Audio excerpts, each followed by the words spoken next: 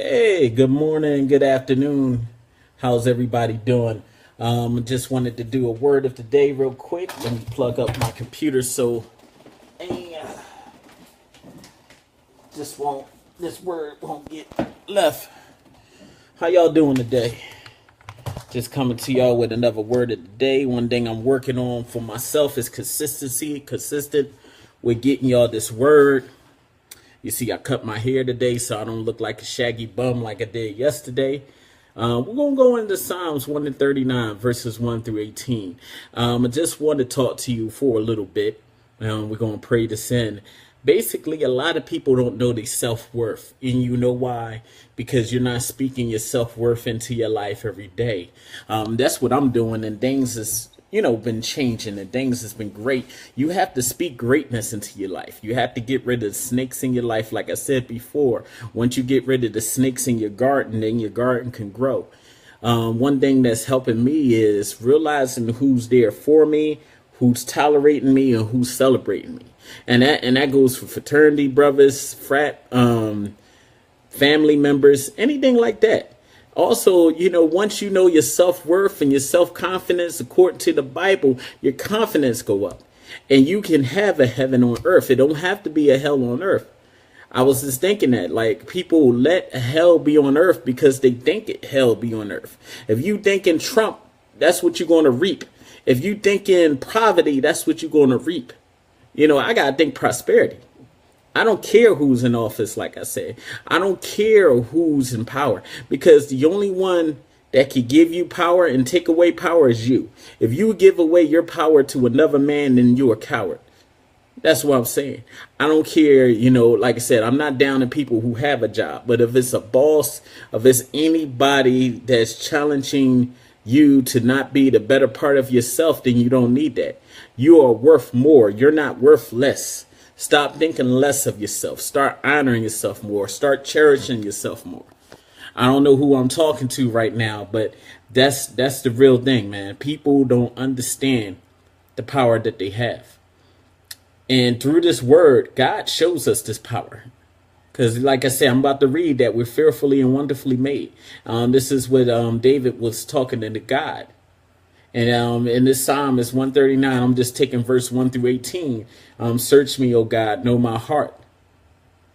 So David was pleading to God. So let's go into scripture, then we'll break it down one by one, because this is a large scripture, but you definitely got to know who you are. So I'm gonna break it down. Psalms 139, verses 1 through 18. Verse 1. O Lord, you have searched me and know me. Verse 2. You know when I sit down and when I rise. You discern my thoughts from the altar. Verse 3. You search out my path, my lying down, and are acquainted with all my ways. Verse 4. Even before the words of my tongue, behold the Lord. You know it altogether. Verse 5. You hem me behind, before, and lay your hand upon me. Verse 6. Such knowledge is too wonderful for me. It is high. I cannot attain it. Verse 7. Where shall I go from your spirit? Or where shall I flee from your presence? Verse 8. If I ascend into heaven, you are there. If you make my bed in Sheol, you are there. Verse 9. If you take the wings of the morning and dwell in the utmost parts of the sea. Verse 10. Even that your hands shall lead me, your right hand shall hold me. Verse 11. If you shall say, surely the darkness shall cover me, and the light about me be night. Verse 12. Even in the darkness is not dark to you. The night is bright as the day, and the darkness is as light to you. Verse 13. For you form my inward parts. You knit me together in my mother's womb. Verse 14. I praise you, for I am fearfully and wonderfully made.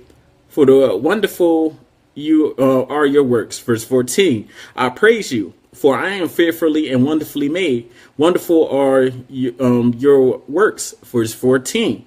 I praise you, for I am fearfully and wonderfully made. Wonderful are your works. My soul know it very well. Verse 15, my frame is not hidden from you, where I've been made in secret, and tracedly woven in depth into the earth. Verse 16, your eyes saw my unformed substance, your book wherever it's written, every one of them, and the days were formed in me, when as yet there was none of them. Verse 17, how precious to me are your thoughts, O God. How vast is the sum of them. And verse 18, hold on, let me scroll down a little bit. Verse 18, if I would count on them, there are more than sand. I awake. I am still with you. So just going to break it down. You know, I'm not going to yell out the verses, just going to break down the scripture word for word where I see relevance at. So, you know, because this is long and I want to make these as short as possible. So David started out saying, for you, O Lord, you have searched me and known me. You know me when I sit down, when I rise, and discern my thoughts from afar. So God knows you. God knows that sometimes you're undisciplined. God knows that sometimes you have discretions about yourself. Sometimes you're depressed. Sometimes you're worried. God knows this, but he give you the free will to think, but he also want to give you great thoughts and good thoughts to replace those bad thoughts. You can't have a bad self-image if you're going to get it to be your greatest self. And I don't care if it's body image. I don't care if it's my image. Is somebody that's saying something about you. You got to have a better image about yourself. He also said, you search me out in my path, my lying down, and are acquainted with all my ways. So God is acquainted with all your ways. He knows what tick you off. He knows what puts you in a fear. But like I said, life and death is in the power of this tongue. Whatever you fear, you speak against it with confidence, truth, and self-reliance in this word.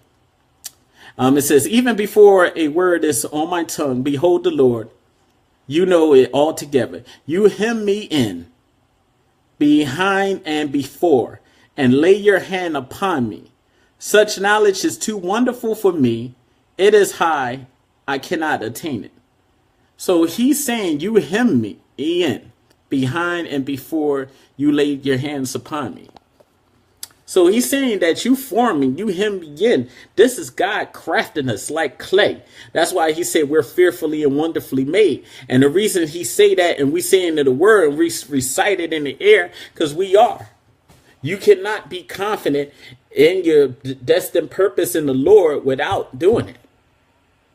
And such knowledge is too wonderful for me. He said, it is high. I cannot attain it. Saying that God is all knowledge. There's so much knowledge there that it is hard to attain it for him. So he said, where shall I go from the Spirit? Or where shall I flee from your presence? If I ascend into heaven, you are there. If I make my bed in Sheol, you are there. If I take the wings of the morning and dwell in the utmost parts of the sea, even your hand shall lead me, and your right hand shall hold me. So he just saying, basically, no matter where I go, you are there. You hold me. So why are you having self-doubt when you know the Lord is there 24/7? He there when that girl played you. He there when you wasn't want to get the job. He there when you can't pay your rent. He there when you got that eviction notice. He's there. He's always there. Don't think that he's not there. And I'm using those because those are situations. Well, how God can do this? That was the love of my life. No, it wasn't. Because if it was the love of your life, y'all would have been intertwined mentally. Y'all would have spoken into existence and y'all would have built a life together. If it was meant for you to have that apartment, you would have been there. Sometimes, you know, God is showing you like, hey, you overspending. Look. Raise my hand. That's me. You overspending. Do not have do not have an Instagram lifestyle on a MySpace budget. Or do not have an Instagram lifestyle on a Black Planet budget. Matter of fact, you got to be realistic with yourself. God is there. Sometimes you just got to ask God for a little wisdom. God is there.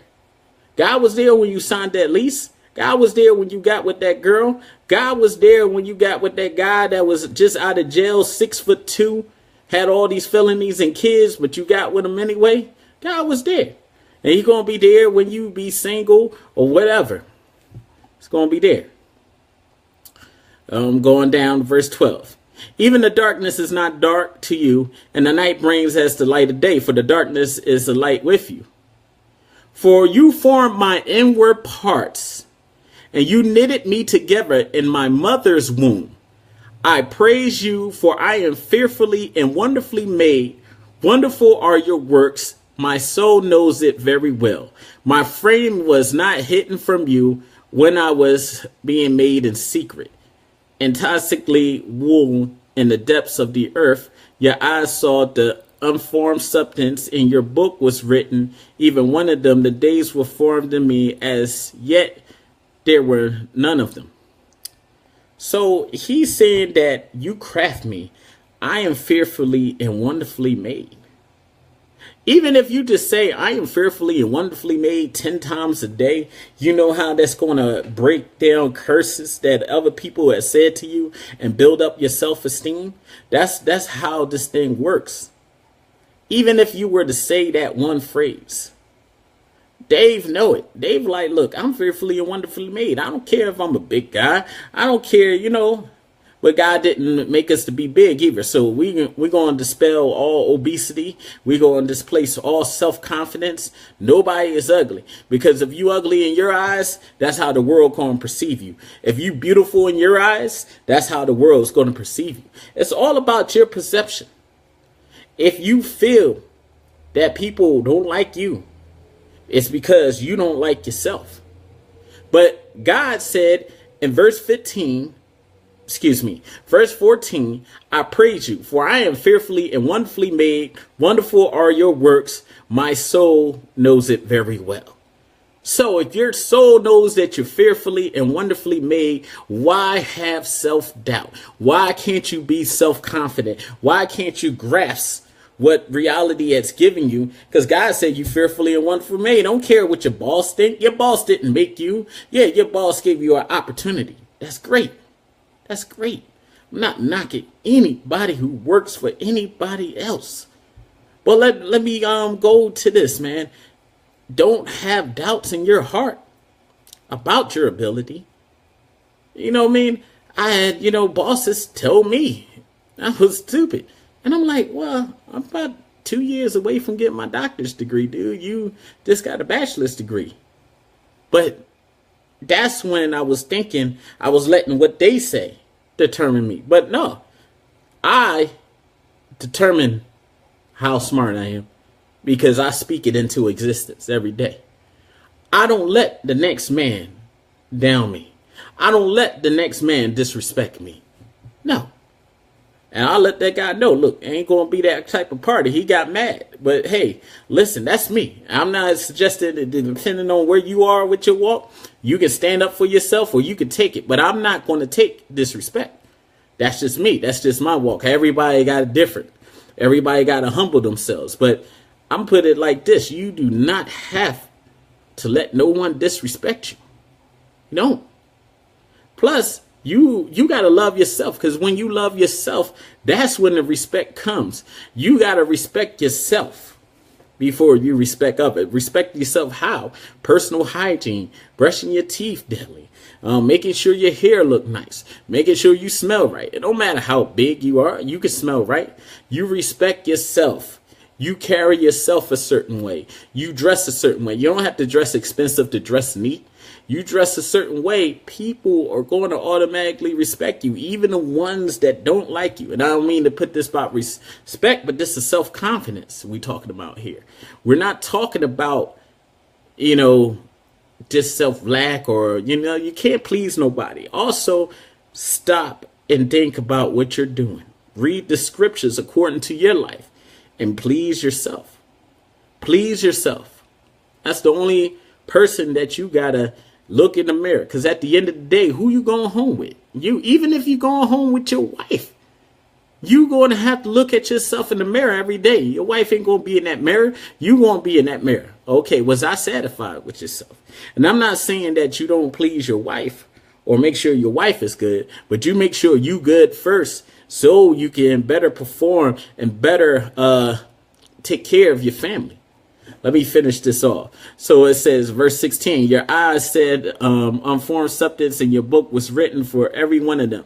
The days that were formed for me, when as yet there was none of them.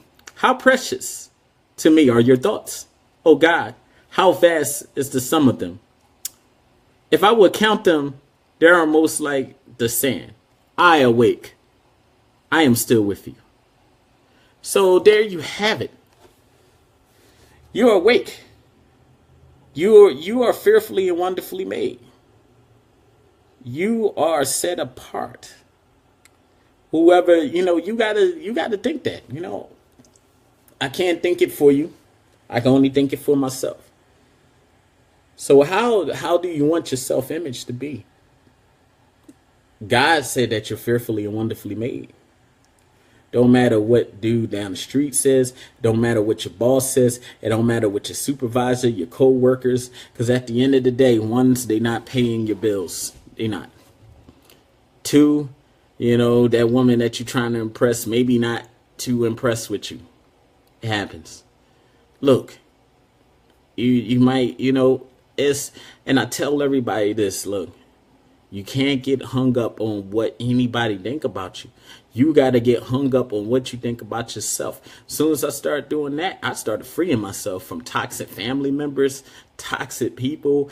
I don't go nowhere where I'm not celebrated, man.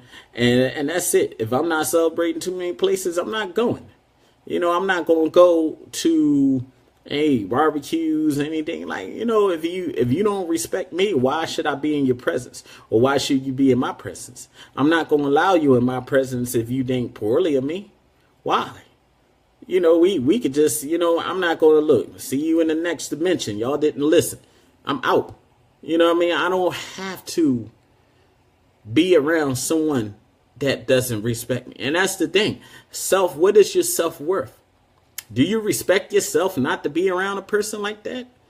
We idolize people when we should be building self. Once again, go back to the celebrity thing. I hate to use celebrities. We worrying too much about what Beyonce doing. We worrying too much about what Jay is doing. Me personally, I was just like on this LeVar Ball, on this train. But then again, I'm like, well, if he gonna make $1 billion, where I'm going to get on board with my own thoughts. That's what I'm saying. No disrespect to none of them. No disrespect, because I don't know them. I don't know none of them. You know what I mean? Jay ain't giving me no check. LeVar Ball ain't giving me no check. Alonzo Ball, whatever. I got to live for me. What time we got here? Ooh, I went too far. Went too long. But I got to live for me. I got to do these things for me. And once I realize that, then things is changing. So I'm going to let y'all go. I'm going to get out here, get some work done. Y'all have a blessed day and know y'all worth. Peace.